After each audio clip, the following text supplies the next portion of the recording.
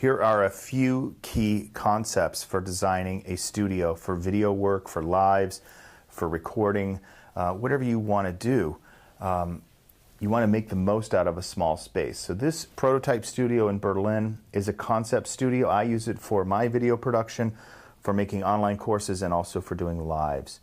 And some of the keys to remaking this studio, which is a normal, room in an apartment, was to think about how to eliminate stands on the floor that people could trip over. So using lighting truss like this, just some PVC pipe that's attached to the ceiling, suspended, provides a great solution to hang microphones, lights, put power up in there.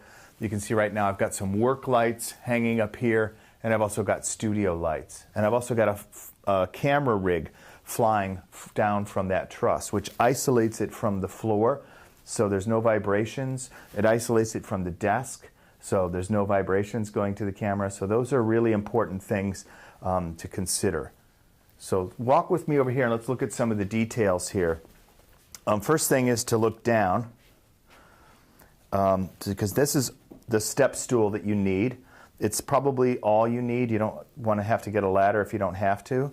And then when you come up, you can then easily reach and adjust any of the clamps that you need to put up here.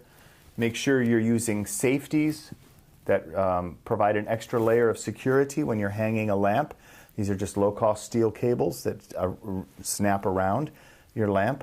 Make sure you use very secure clamps. I like the Manfrotto Super 35, very standard. Uses the normal spigot attachments.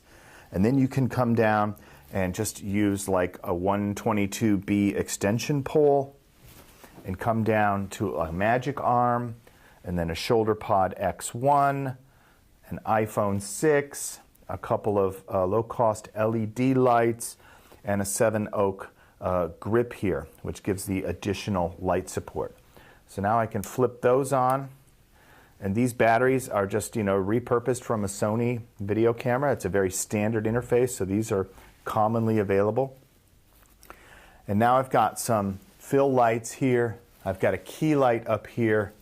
I'm just using some paper with some lead tape on the bottom to control the lighting and the spill onto the background, because what I want is a black background for my setup, and I don't want this light to turn that into a gray. I want it to be pure black, like Deep Space.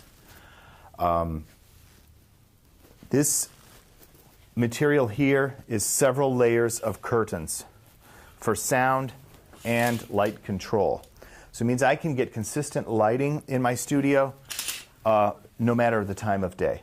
And I can get light control, sound control by layering heavy curtains, so the sound doesn't reflect back. I will show you in a later segment where the sound reflects back when all these curtains are off. And then also, just for like normal working time, I've got a very sheer white curtain that lets light through when I'm not filming. I can also open the windows and enjoy the room normally. So having this kind of layers of thinking in your studio design gives you the most versatility. This stuff is a one-time investment. It's all IKEA, to put in the curtain rods. To do that when you're setting up your room, get your lighting truss set first, and then you have a lot of options to put in low-cost rigging and solutions that are easily available from online suppliers as well as camera stores.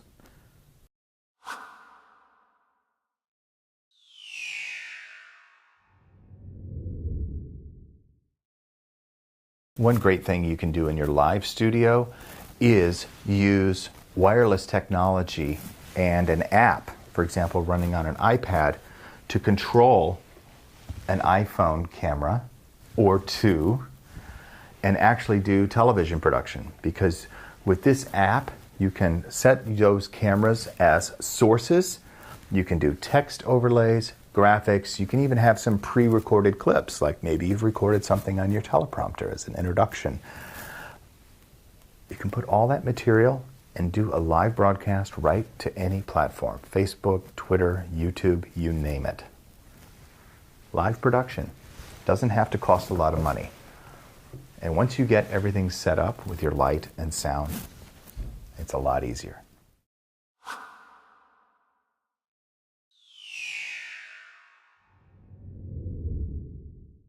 When you want to really make professional looking and sounding videos, you've got to take extra care for microphones.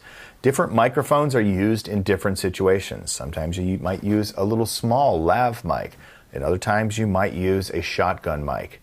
Now, for most of my video recording for lectures, pieces to camera, or screen demonstrations, I'm going to use a radio microphone here. This is the Rode Procaster, and I've attached a FET head, which is a nice little preamp that uses some phantom power coming from your mixer to provide 23 to 25 decibels of clean gain before your microphone signal even goes into your preamp. And this type of microphone really responds well to that. This is a dynamic microphone, but I'm feeding it some phantom power and using this little trick called a FET head in between. The combination of doing that and having your microphone have a nice pop filter, have a suspension mount, have a cantilevered arm so you can position it exactly where you want and get it out of your camera shot but close to your voice. All of those little things add up to the ability for me to be on camera and have a really professional broadcast voice without spending a great deal of money. Just trying to spend the right amount of attention and get the right pieces together. Go to geartest.video. That will point you to my latest tips for the best gear that I've found for mobile journalism.